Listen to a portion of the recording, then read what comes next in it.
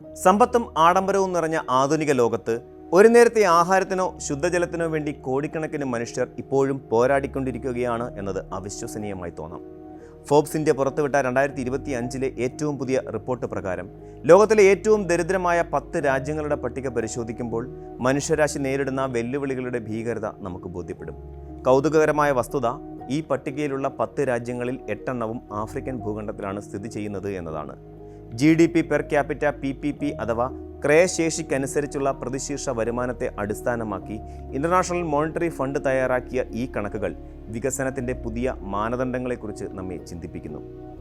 ദക്ഷിണേഷ്യൻ രാജ്യങ്ങളായ പാകിസ്ഥാനും ബംഗ്ലാദേശും കടുത്ത സാമ്പത്തിക പ്രതിസന്ധി നേരിടുന്നുണ്ടെങ്കിലും ഈ പട്ടികയിൽ ഇടം പിടിച്ചിട്ടില്ല എന്നത് ശ്രദ്ധേയമാണ്. ഓരോ രാജ്യത്തിൻ്റെയും പിന്നോക്കാവസ്ഥയ്ക്ക് പിന്നിൽ ദശാബ്ദങ്ങൾ നീണ്ട ആഭ്യന്തര യുദ്ധങ്ങളുടെയും രാഷ്ട്രീയ അസ്ഥിരതയുടെയും പ്രകൃതിക്ഷോഭങ്ങളുടെയും ദയനീയമായ കഥകളുണ്ട്.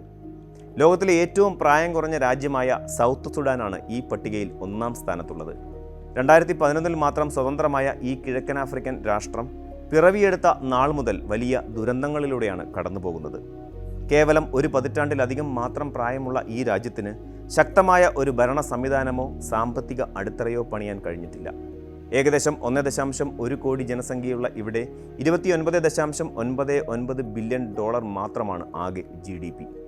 എണ്ണ സമ്പന്നമായ ഭൂമി ഉണ്ടായിട്ടും നിരന്തരമായ ആഭ്യന്തര കലഹങ്ങൾ കാരണം അത് പ്രയോജനപ്പെടുത്താൻ അവർക്ക് കഴിയുന്നില്ല.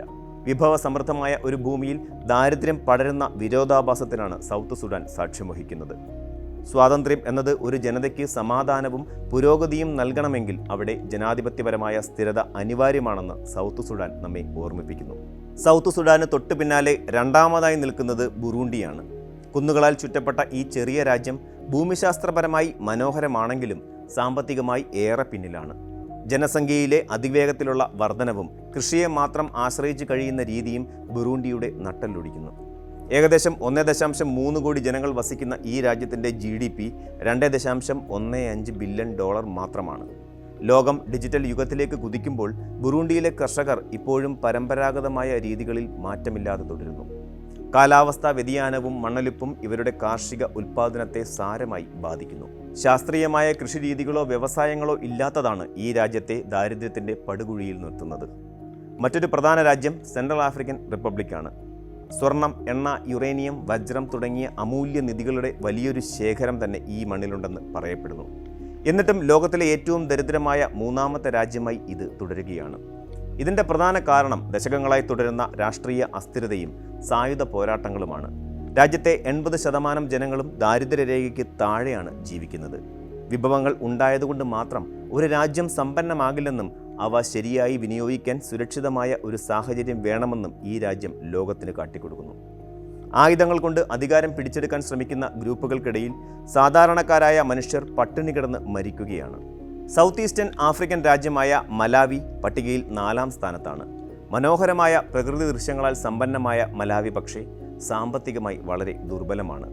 മഴയെ മാത്രം ആശ്രയിച്ച് നടത്തുന്ന കൃഷിയാണ് ഇവരുടെ ഏക വരുമാന മാർഗം.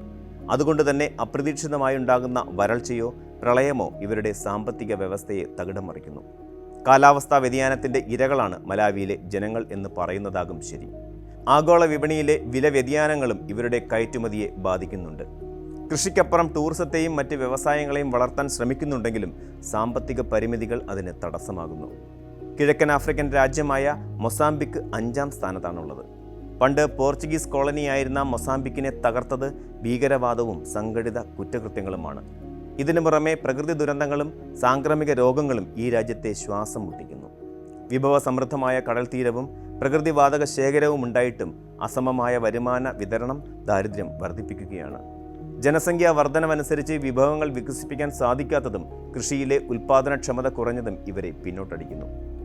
അറബ് രാജ്യങ്ങൾക്കും ആഫ്രിക്കൻ ഭൂഖണ്ഡത്തിനും ഇടയിലുള്ള സൊമാലിയ 6-ാം സ്ഥാനത്താണ്. ദീർഘകാലമായി തുടരുന്ന ആഭ്യന്തര യുദ്ധം സൊമാലിയയെ ഒരു പരാജയപ്പെട്ട രാഷ്ട്രമായി മാറ്റിയിരിക്കുന്നു.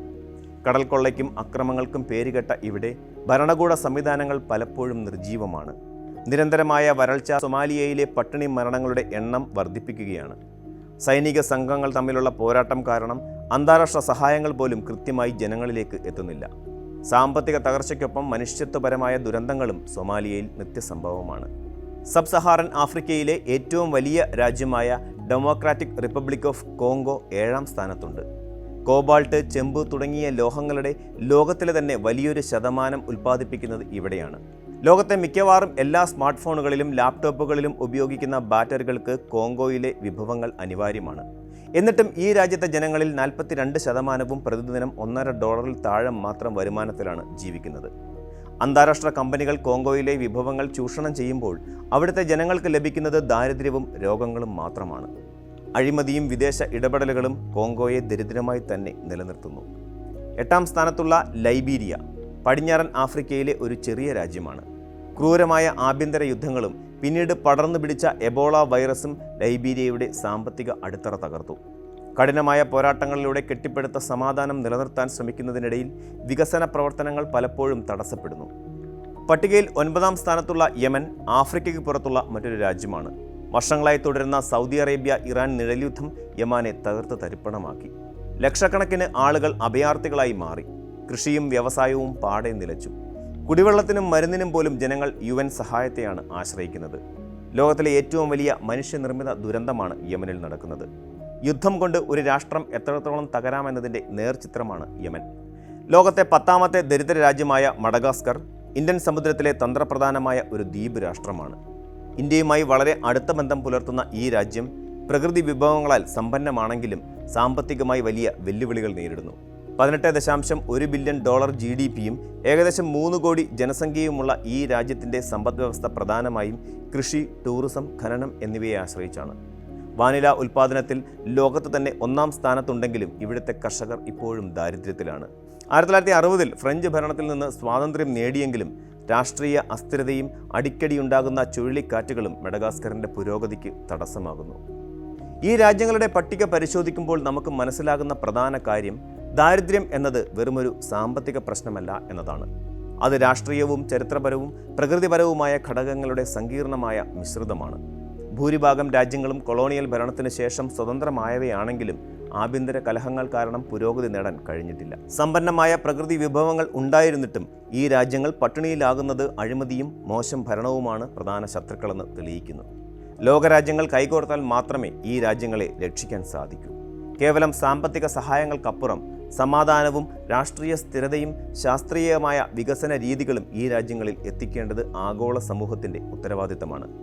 ഒരു ചെറിയ വിഭാഗം അത്യാഡംബരത്തിൽ ജീവിക്കുമ്പോൾ മറ്റൊരു വിഭാഗം പട്ടിണി കിടന്ന് മരിക്കുന്നത് ആധുനിക ലോകത്തിന് ഭൂഷണമല്ല. ഈ പട്ടിക കേവലം കണക്കുകളല്ല, മറിച്ച് മാറ്റം ആവശ്യപ്പെടുന്ന ദശലക്ഷക്കണക്കിന് മനുഷ്യരുടെ നിശബ്ദമായ നിലവിളികളാണ്.